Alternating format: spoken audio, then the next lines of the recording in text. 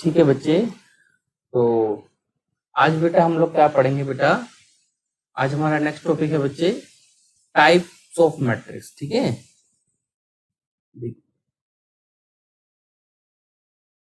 Types of matrix कि matrix के हमारे पास कौन कौन से टाइप होते हैं। ठीक है बेटा, तो आओ शुरू करते हैं। सबसे पहला होता है बेटा आपका रो मैट्रिक्स। ये बहुत सिंपल है रो मैट्रिक्स। देखो, ऐसा मैट्रिक्स जिसमें केवल एक ही रो हो, ऐसा मैट्रिक्स बेटा जिसमें सिर्फ एक ही रो हो, उसे हम लोग क्या बोलते हैं, रो मैट्रिक्स बोलते हैं। अब एग्जांपल देख लीजिए। मैंने देखो बेटा आपको पहले भी बोला था, मैं बुकिश लैंग्वेज से नहीं पढ़ाने वाला। ठीक है ना, बस इसको सुन लो। जैसे हमने एक एग्जांपल ये लिख दिया, एक चलो लिख लिया से 5 9 0, ऐसे कुछ कुछ गैप करके नंबर लिख देना, एक ही रो होनी चाहिए, उसे रो मैट्रिक्स बोलेंगे। ठीक है, अब मैं यहाँ पे बुकिश लैंग्वेज लिखने लग जाऊं, अब matrix having only one row is called row matrix, तो वो फिर डिफिकल्ट हो जाएगा आपके लिए। ठीक है, बस अब ये समझा दिया, उसको याद रखिए। आपसे एग्जाम में कोई डेफिनेशन नहीं पूछने वाला है। Clear? Okay. Second, column matrix. Column matrix क्या होता है? तो अगर रो मैट्रिक्स समझ में आया तो आईक्यू से आप समझ सकते हैं कॉलम मैट्रिक्स क्या होगा। एक ऐसा मैट्रिक्स बच्चे जिसमें केवल एक ही कॉलम हो। अब एग्जांपल देख लीजिए आप। तो मान लो मैंने एक ऐसे लिखा 1 2 3 4, बस ऐसे एक कॉलम कॉलम बना दो, ये क्या हो गया, कॉलम मैट्रिक्स हो गया। एक एग्जांपल वो ले लो 7 9 8, कुछ भी लिख दो जो आपका मन करे, बस कॉलम एक ही होना चाहिए, इसको बोल दिया कॉलम मैट्रिक्स। ठीक है बेटा, ओके। नेक्स्ट, कॉलम मैट्रिक्स का बेटा आपका आता है थर्ड पॉइंट पे बेटा आपका आता है स्क्वायर मैट्रिक्स। हाँ, ये थोड़ा अच्छे से आपको पता होना चाहिए स्क्वायर मैट्रिक्स क्या होता है। ठीक है, ओके। स्क्वायर मैट्रिक्स की बात करें तो फिर नाम से ही क्लियर है, तो स्क्वायर का मतलब क्या होता है, जिसकी लेंथ और ब्रेथ सेम हो। तो जिसमें बच्चे नंबर ऑफ रोज अगर इक्वल है बेटा किसके, नंबर ऑफ कॉलम्स के, तो उसको हम लोग बच्चे स्क्वायर मैट्रिक्स बोलते हैं। एग्जांपल ले लीजिए आप, देखिए 2 3 4 5 9 0 1 7 8, कुछ भी लिख दो, क्या फर्क पड़ रहा है। आप देख सकते हैं यहाँ पे रो भी 3 है, रो भी यहाँ पे 3 है, कॉलम भी 3 है, तो बेटा ये कैसा है, स्क्वायर मैट्रिक्स है।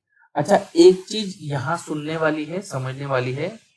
जैसे बच्चे मैं कोई भी एक मैट्रिक्स लिखता हूँ, मान लो मैंने ये लिखा 2 3 4 5 6 7। अब अगर मैं आपसे बच्चे पूछूं कि इस मैट्रिक्स का ऑर्डर क्या है, इस मैट्रिक्स का ऑर्डर क्या है, तो बच्चे फटाफट से बोलेंगे 2 क्रॉस 3। बिल्कुल ठीक आंसर बेटा, इसका ऑर्डर है ही 2 क्रॉस 3, बिल्कुल ठीक है। अब जैसे अगर मैं आपसे इस मैट्रिक्स का ऑर्डर पूछूं इसका, तो इसका ऑर्डर क्या होगा, इसका ऑर्डर 3 क्रॉस 3 है, ये भी ठीक है। हाँ, अब हम इसको अलग लैंग्वेज में भी बोल सकते हैं। कैसे? मैं ये बोल सकता हूं, it is a square matrix of order 3।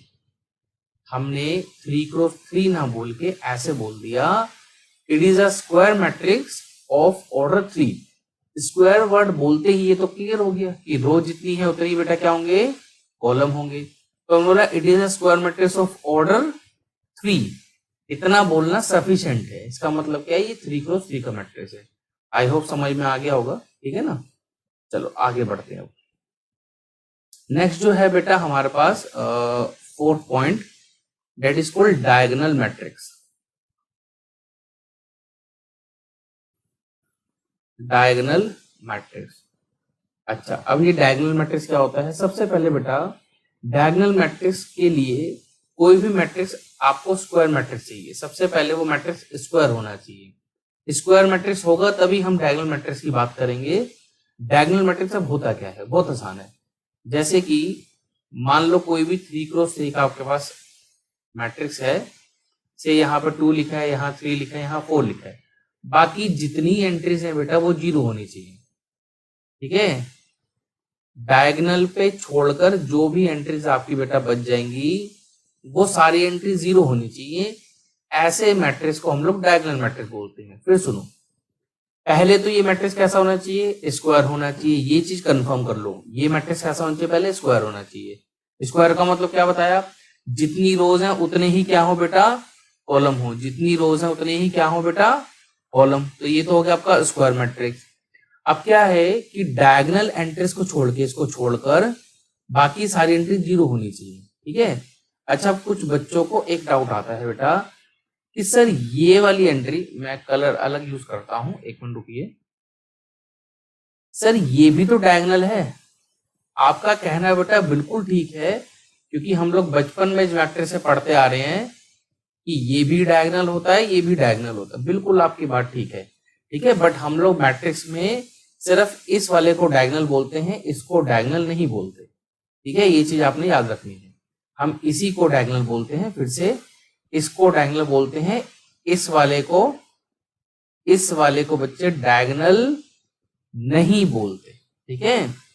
तो फिर से डायगोनल एंट्रीज जो है उनको छोड़ के बाकी सारी एंट्री आपकी जीरो हो जाएंगी अगर, तो ये डायगोनल मैट्रिक्स बन जाएगा। आई होप मैंने ज्यादा समझा दिया। अब डायगोनल मैट्रिक्स के बाद आगे बढ़ते हैं बेटा। डायगोनल के बाद आपका आता है बेटा next scalar matrix. 5th point, scalar matrix. ये भी बहुत सिंपल चीज है।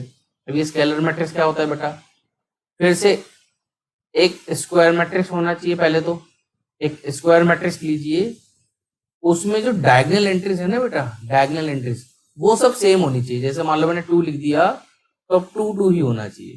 फिर सुनो, स्केलर मैट्रिक्स क्या है, कोई भी स्क्वायर मैट्रिक्स लो, उसकी डायगोनल एंट्री सारी सेम लिख दो।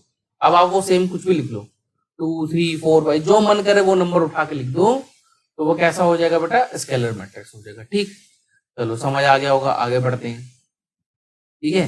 एक्चुअली इसमें हम इतना जोर इसलिए नहीं दे रहे बेटा, इतना यूज नहीं है इनका, सिर्फ पता होना चाहिए और कुछ नहीं। नेक्स्ट आपका identity matrix, which is very useful. Identity matrix, इसके बारे में हम आगे जाके फिर से थोड़ा सा इसकी प्रॉपर्टीज पढ़ेंगे। अभी तो बस ये जान लो आइडेंटिटी मैट्रिक्स होता क्या। फिर से पहले तो बच्चे एक स्क्वायर मैट्रिक्स होना चाहिए आपके पास। स्क्वायर मैट्रिक्स में जो डायगोनल एंट्रीज है ना बेटा, वो 1 1 होनी चाहिए। ये देखो आप, ठीक है।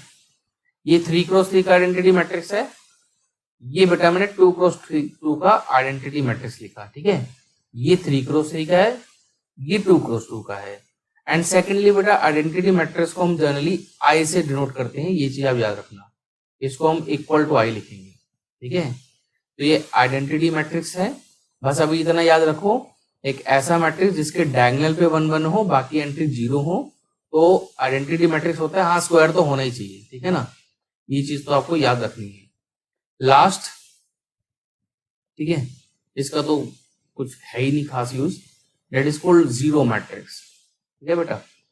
अब ये जीरो मैट्रिक्स क्या होता है, बहुत आसान है, नाम से क्लियर हो रहा होगा। ऐसा मैट्रिक्स जिसकी सारी एंट्री 0 हो।